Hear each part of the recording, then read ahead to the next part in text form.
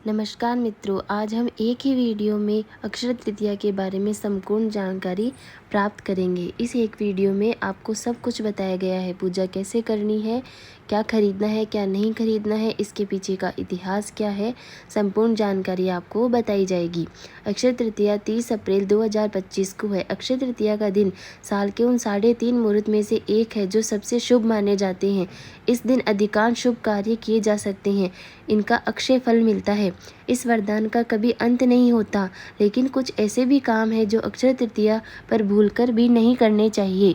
मान्यता है कि इससे घर आई लक्ष्मी जी चौखट से ही लौट जाती है। जाने अक्षय तृतीया पर किन बातों का ध्यान रखेंगे। अक्षय तृतीया पर भूलकर भी ये गलतियां आपको नहीं करनी है। अंधेरा और गंदगी। शास्त्रों के अनुसार माँ लक्ष्मी वहीं निवास करती है जहाँ साफ सफाई और उजाला हो। इसलिए अक्षय तृतीया पर भूलकर भी घर के किसी कोने में अंधेरा और गंदगी न होने दे।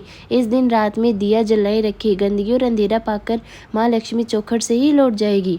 व्रत का पारण ना करें। पौराणिक मान्यता है कि अगर आप लंबे समय से कोई व्रत रख रहे हैं तो अक्षय तृतीया के दिन व्रत का पारण न करें। इसे शुभ नहीं माना जाता है। अक्षय तृतीया पर प्लास्टिक, एल्यूमिनियम, लोहा आदि से अशुभ प्रभाव पड़ते हैं। इससे घर में नकारात्मक और दरिद्रता आती है। ये सब नहीं खरीदें।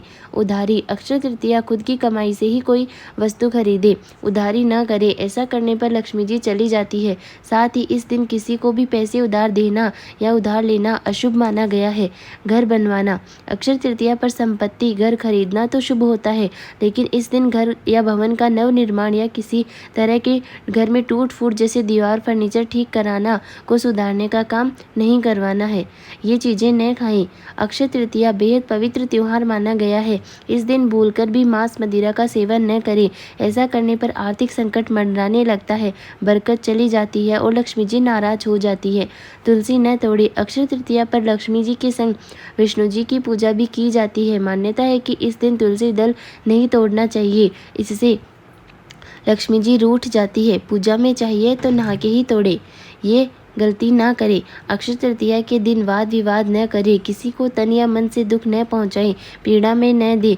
महिलाओं और बुजुर्गों का अपमान भी न करें। घर आए बेजुबान पशु पक्षियों और ज़रूरतमंदों को बिना खिलाए न भेजें। तो दोस्तों, हमने जाना कि इसमें क्या करना है और क्या नहीं करना है। अक्षय तृतीया में आगे बताया जाएगा कि आपको पूजा विधि कैसी करनी है, और अभी बता रहे हैं कि आपको क्या क्या चीज़ें खरीदनी है और क्या क्या चीज़ें नहीं खरीदनी है। अक्षय तृतीया के दिन एल्यूमिनियम के बर्तन नहीं खरीदें। अक्षय तृतीया के दिन एल्यूमिनियम के बर्तन खरीदना उचित नहीं माना गया है। कहते हैं इससे खरीदने से धन हानि होती है और व्यक्ति के भाग्य के लिए बहुत हानिकारक हो सकता है। काले रंग के कपड़ों की खरीदारी नहीं करें। अक्षय तृतीया के दिन अगर कपड़े लेने का सोच रहे हैं तो इस बात का ख्याल रखें कि आपको काले रंग के कपड़े खरीदने से बचना चाहिए, क्योंकि यह नकारात्मक ऊर्जा पैदा कर सकते हैं और अक्षय तृतीया को बेहद फलदायी माना गया है और अनंत फल देने वाला होता है। ऐसे में काले रंग के वस्त्रों को भूलकर भी नहीं खरीदना चाहिए और अक्षय तृतीया के दिन काले रंग की वस्तुओं से दूरी बनाए रखें। अक्षय तृतीया के दिन किसी प्रकार की ऐसी वस्तु को न खरीदें जो कि काली हो, क्योंकि यह आपको अशुभ परिणाम दे सकती है। इससे ग्रह दोष भी लगता है। अक्षय तृतीया के दिन नुकीली चीज़ें न लें। अक्षय तृतीया के दिन आपको ऐसी चीज़ें नहीं खरीदनी चाहिए जो नकारात्मक प्रभाव रखती हों, जैसे कि नुकीली वस्तुएं, चाकू, सुई, कैंची। इन चीज़ों को नहीं खरीदना चाहिए। ये नकारात्मकता का सूचक होती हैं। ऐसे में जातक के जीवन में कई कठिनाइयाँ उत्पन्न होने लगती हैं। अक्षय तृतीया पर प्लास्टिक की चीज़ें नहीं खरीदें। अक्षय तृतीया की तिथि पर आपको प्लास्टिक की कोई भी वस्तु नहीं खरीदना चाहिए। ऐसा करने से व्यक्ति के जीवन में तंगी आती है, घर में सुख समृद्धि घटने लगती है और दरिद्रता का वास हो जाता है।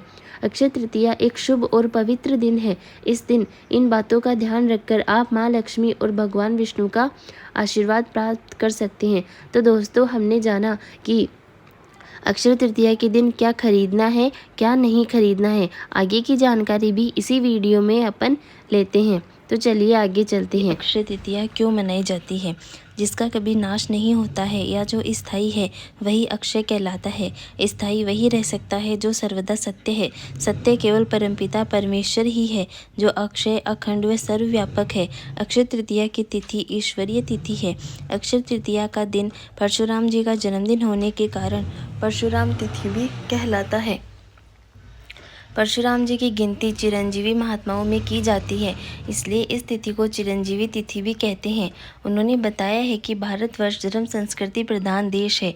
खासकर हिंदू संस्कृति में व्रत और त्योहारों का विशेष महत्व है।